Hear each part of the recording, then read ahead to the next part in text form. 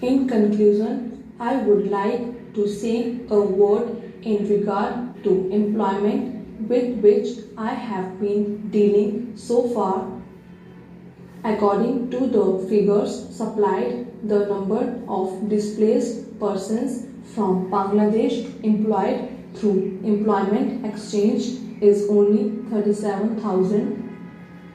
This is very meager compared with their total number, which comes to 32 lakhs according to the official figures. This is with regard to Bangladesh refugees. The number of displaced persons from Pakistan employed through employment exchanges is not very encouraging, but still it is 75,000. I would urge upon the Honorable Minister to take this into consideration and see that something is done to find employment for these people. Of course, there is some expenditure incurred on general education and vocational training, but when we look at the number of persons who have been given vocational training, we find that the number already trained and under training is only 17,000. This figure also seems to be very small considering the magnitude of the problem before us. Some programs of general improvement have been undertaken by the government of West Bengal by way of setting up new industries, etc.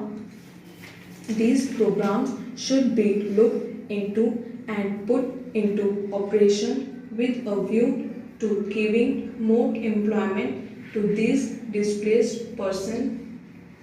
Within the limited time at my disposal, I shall limit my remarks to refugees from Bangladesh.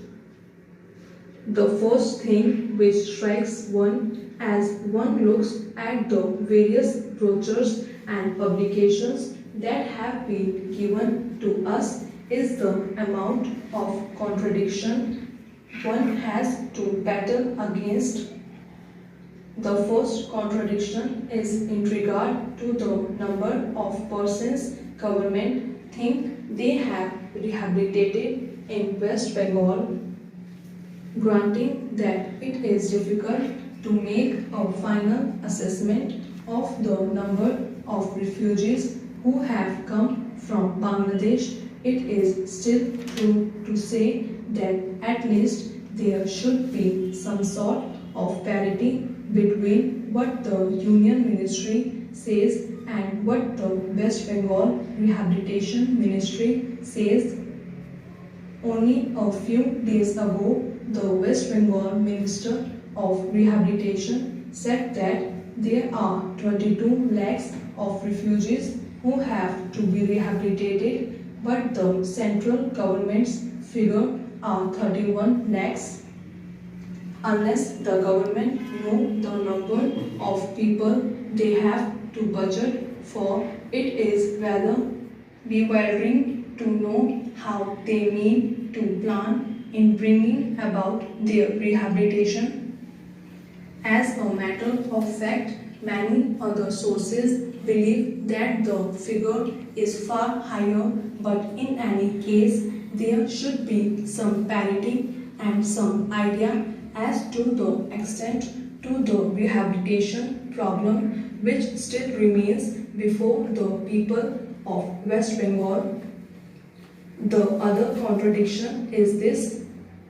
On the one hand, Shrimati Renuka Ray says that in the near future they will be making a successful completion of the work of economic rehabilitation of refugees in that state, but only last year Shri A.P. Jain said that as yet the problem of the displaced persons from Bangladesh was a matter which was giving some concern.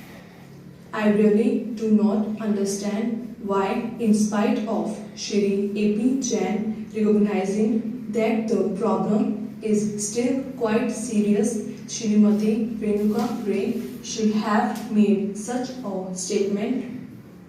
Yet, when we heard the Honorable Finance Minister, we find that there has been a big shortfall in rehabilitation budget. I think that if the fact-finding committee's report had been published, the assessment that we have rehabilitated about 50% of the people of Bangladesh who came over as displaced person who would have become quite clear in regard to its incorrectness. As a matter of fact, when we went round the camps and colonies in West Bengal, we found that as yet not more than 15% of the people have been rehabilitated in the sense that they are able to eke out their subsistence on the poorest levels. It is not more than 15%, and I think the figures of the fact-finding committee are still lower. I think this is something that we have to take very seriously and put our minds to and apply all the resources that we have to find out how we will be able to tackle this problem of rehabilitation. Now coming to the question of relief, I feel that until we are able to give really proper rehabilitation, we cannot withdraw relief. It is no use arguing whether relief leads to lethargy and moral slackness. Unless our rehabilitation policies are fruitful, have we any right to starve the people to death?